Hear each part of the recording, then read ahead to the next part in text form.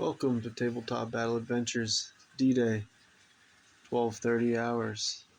Turn 25, Part 3. For the details, you'll have to watch the introduction video for this turn. Carentan in the distance. Hedgerows leading into Carentan.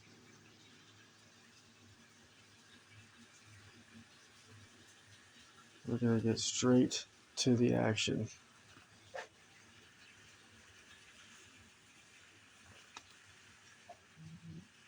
U.S. Order Dice.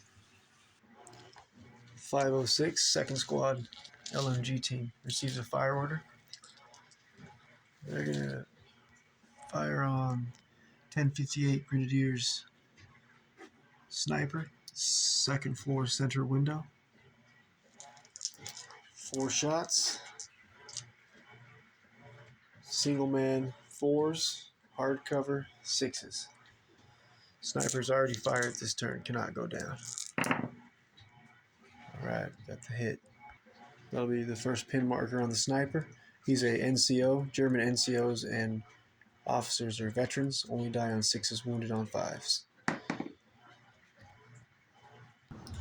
6 Fallschirmjäger, 2nd section LMG team with the U.S. Armored reinforcements from the 2nd Armored Division arriving here on this road. It's time for fleshy bodies to get out of the road and take cover. So they're going to advance back into this building on the 1st floor. Headed back to one of their earlier positions, probably here in the ruined roof, where they'll be able to provide.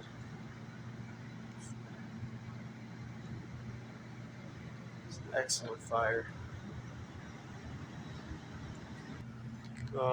Just realized I fired with this 506 2nd Squad LMG team when I meant to move them over and try and stop the bleeding on the 2nd Squad soldier with the BAR who's wounded there, bleeding out 3 turns. Still be able to get to him, but a turn late. Let's see if we can stop the bleeding still. Looks like all the 506 soldiers have received their order dice. 2nd Squad leader Sergeant Braden's going to stay on ambush for now. Oh, here we go. 3rd Squad soldier with SMG. I don't think he needs to make the dash across the road anymore since the U.S. forces have taken this road. So we'll stay right where he's at for now. A couple other soldiers down here.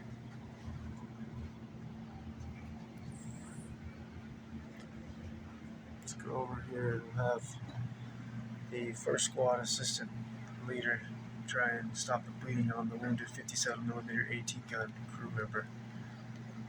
He'll receive a fire order. This is his 2nd attempt to stop the bleeding. He'll need a roll of a 5 up. Excellent.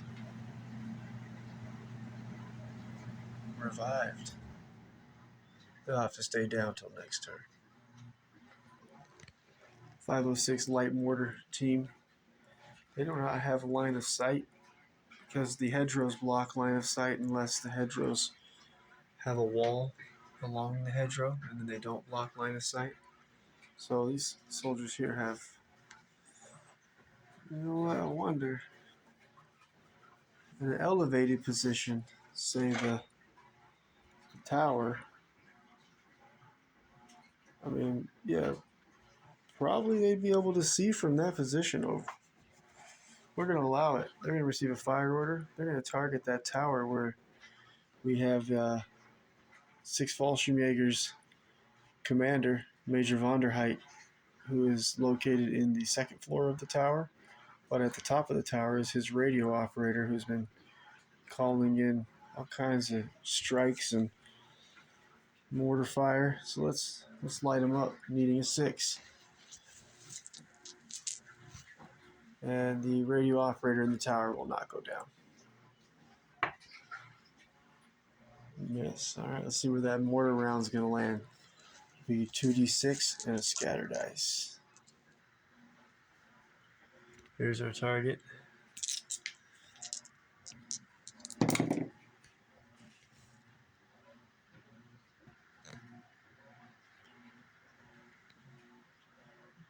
Next time will be hit on a roll of 5 506 3rd Squad soldiers. Gonna go on ambush for now. Not sure what we're gonna need to do. Well, we want to get away from this building here. The 6th Fallschirmjäger forward observer. He's on ambush now, but turn 22 he called in artillery strike on the corner of this building, and it's failed to come in each turn. So we want to at least move. We should probably move him now. The only way to get away from that artillery strike is to go forward. Going backward puts us closer, so we'll go ahead and, instead of the ambush, he'll get an advance order. He's going to move over to his dead buddy in the road and pick up his grenade.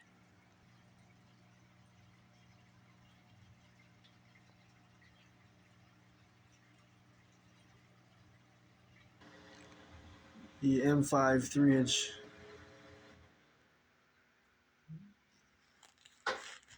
AT gun crew commander. He receives an advance order. He's going to man his gun single-handedly. He will not be able to fire this turn. 2nd Rangers, 1st Platoon sniper, riding in half-track number 1. He's going to receive an advance order. He's going to exit the half-track into the hedgerow behind the 2nd Rangers, 1st Platoon, 1st Squad assistant leader, and the soldier from 1st Squad with the BAR. We're going to get the sniper in a position where he can fire on any Germans across the river. Got a good position. He'll not fire this turn. He's going to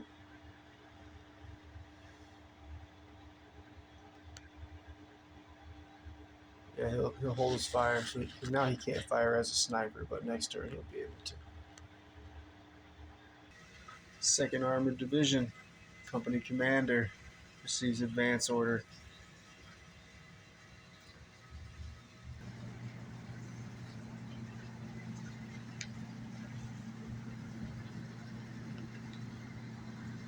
He's gonna open fire over the top of the AT gunner who's down still. It's been a dangerous shot. We're gonna go for it. And he's gonna target this Puma. Can't wreck you this time.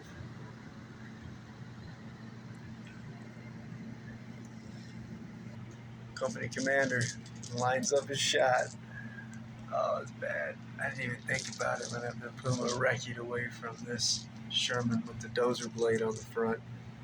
Alright, he's going to need a 4 for long range. That's it. Oh, this could be real bad for the Puma. Oh, he gets the hit. We'll roll for damage.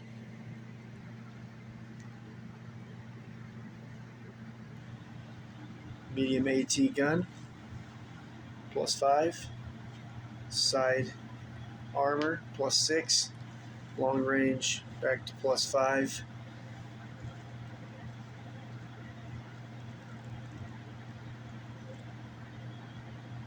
Oh, I run my half tracks and armored cars as 8 armor. So we have a 5 against an 8 armor.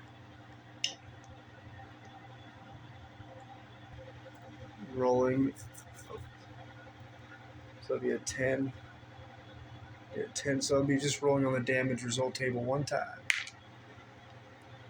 Destroyed.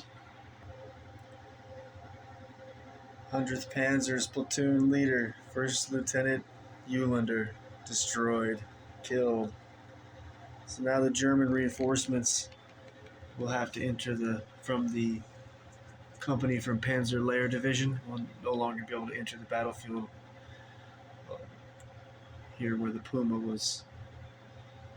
Now they'll have to come in from the flamethrower, 6 Fallschirmjäger's flamethrower position is their new reinforcement So the Germans can bring in reinforcements from the flamethrower team on any battlefield edge they control, which includes this road, and all of the Carentan battlefield edges, all the way to this side of the river, Carentan side of the river.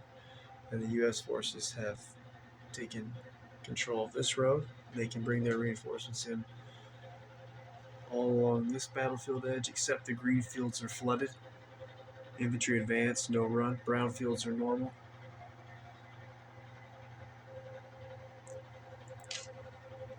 And then all the way to here, the U.S. forces all the way up to the second platoon tank. Or rather, first platoon tank, number 2. Company commander is not going to fire the hall-mounted MMG. It's too low to the ground. It will endanger the paratroopers here in the road. Panzer Division, first platoon leader is going to enter the battlefield and advance, smash this hedgerow, and open fire on the 2nd Armored Division, 1st Platoon, Tank 2.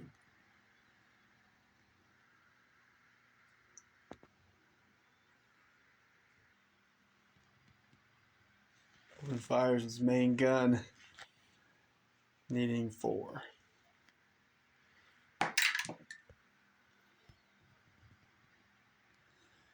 Just like my armored cars and half tracks, I run at 8 armor, my light tank's 9 armor, and my medium tank's 10 armor. This heavy tank Tiger will be 11, and the King Tiger will be 12. So here we go. We have a super heavy AT gun on the Tiger 1 versus the 10 armor. Wait, 7. 7 plus 7 is super heavy AT gun against 10 armor. Okay, superficial damage. Lucky. Damage result table with a -3.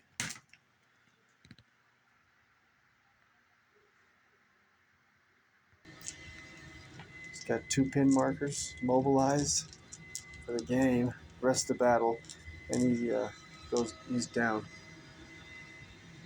Roll for turret jam 1, 2, 3. All is well. 4, 5, 6. Turret jammed.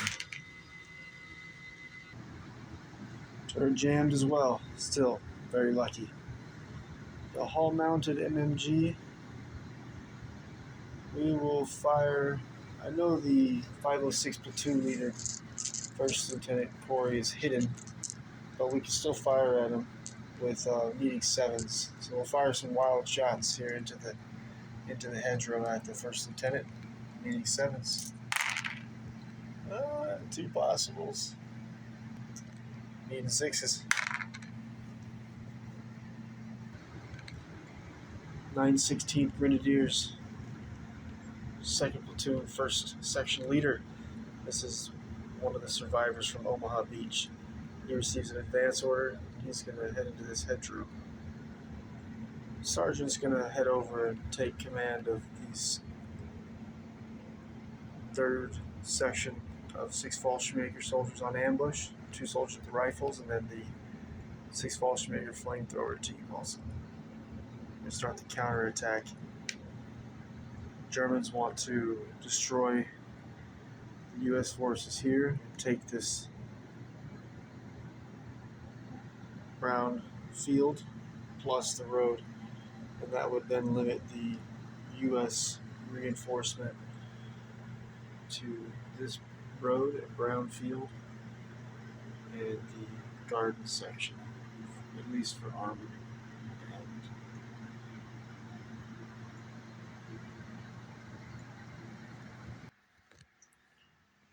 Panzer Division, 2nd Platoon Leader in the Tiger.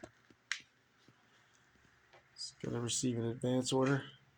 It will not go the full 18 because it'll put them in this intersection here where the 2nd Armored Division company commander will be able to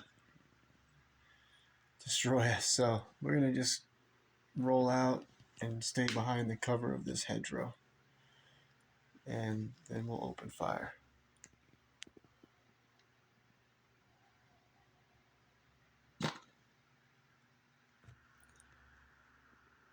He's going to need a 4 on this shot to land a hit on the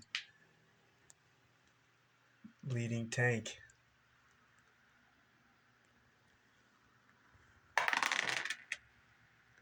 Misses 2d6 in a scatter dice. Oh, it's not long range, so it'll be 1d6 in a scatter dice. Alright, 1d6 in a scatter dice. Let's see where this shot's going to end up.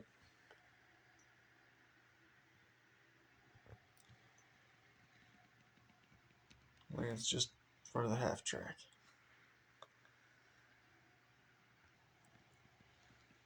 Tiger, 2nd platoon leader, doesn't have a shot with his hull-mounted MMG this turn. 2nd Armored Division, 2nd platoon, tank number 6. This is a perishing, but we are running it as a Sherman. He's going to receive an advance order. He'll fire at the 1058 Grenadiers 3rd Section LMG gunner. This window. Center screen. He'll need a 3.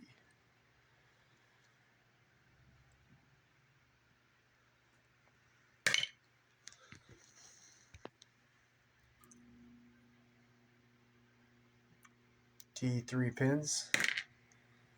5 pins. Alright. 3 pins. German will be dying on 3 ups, wounded on 2, and so only 1 does he escape with his life. KIA. The Sherman's hull-mounted MMG. He will, he's going to open fire right in front of him here. We've got the 6th Fallschirmjäger platoon leader, 1st Lieutenant Reese. He's going to need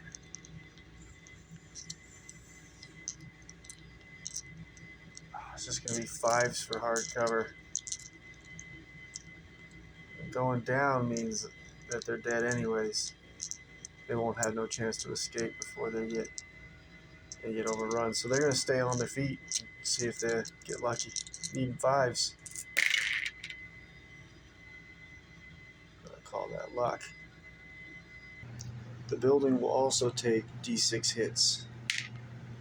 6 hits. So the building is now up to, it had 11 damage, so now it's up to 17 damage. A building like this will take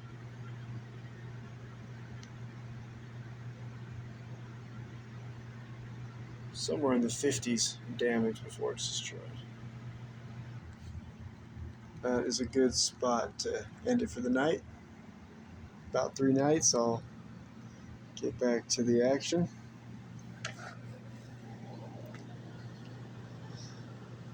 So far, the U.S. forces have gotten the best of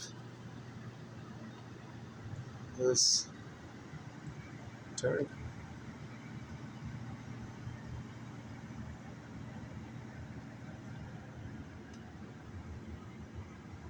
A lot of fighting still to do, though.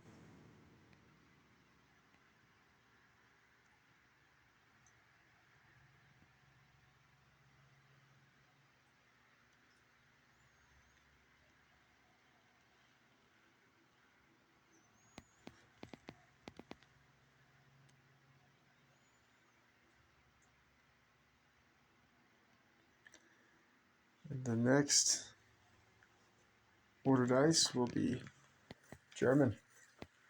Thanks for watching.